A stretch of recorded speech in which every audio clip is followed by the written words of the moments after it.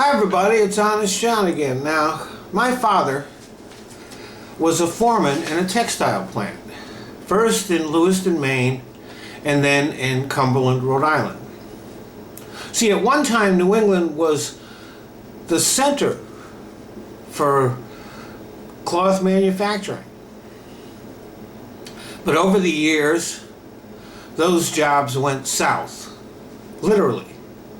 They went to the southern states because they were non-union states, so the workers didn't get paid as much, they got fewer benefits, and had less worker protection. So it was a natural thing for the owners, for the textile manufacturers, would go there. You can't blame them for that. But what the workers in the South didn't understand was that by undercutting the unions, they were starting a trend that eventually led to them losing their jobs.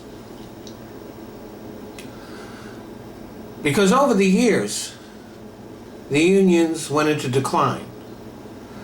A lot of states became right-to-work states. And so the unions became weaker, and they lost their political clout. So when the United States started making trade deals with other countries, the unions didn't get a seat at the table, which means workers didn't get a seat at the table.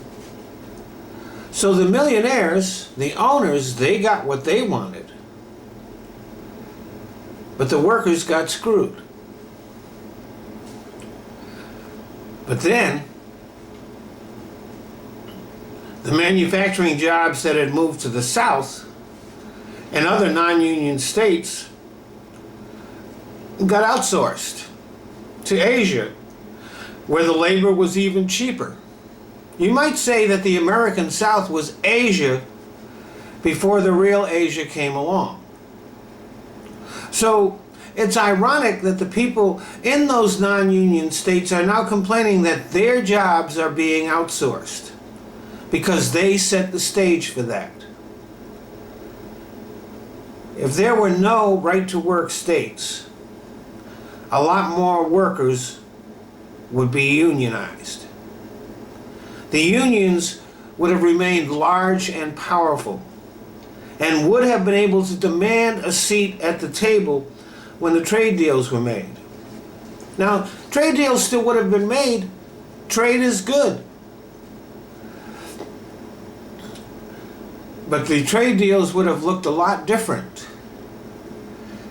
if workers had had a voice in them. They would have had worker protections, living wage standards.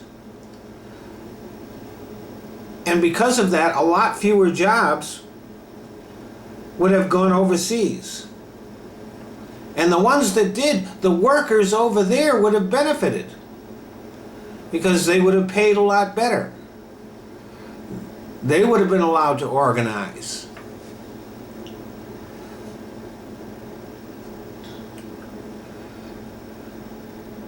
But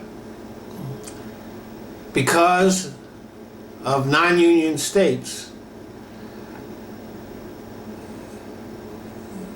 the trade deals didn't do the workers over there any good or over here any good. So if you live in one of those right-to-work states, ask your father and your grandfather how they could have been so stupid. And while you're at it, go look in the mirror. Because the reason your state continues to be a right-to-work state is because you and your fellow workers are stupid. Thanks for listening.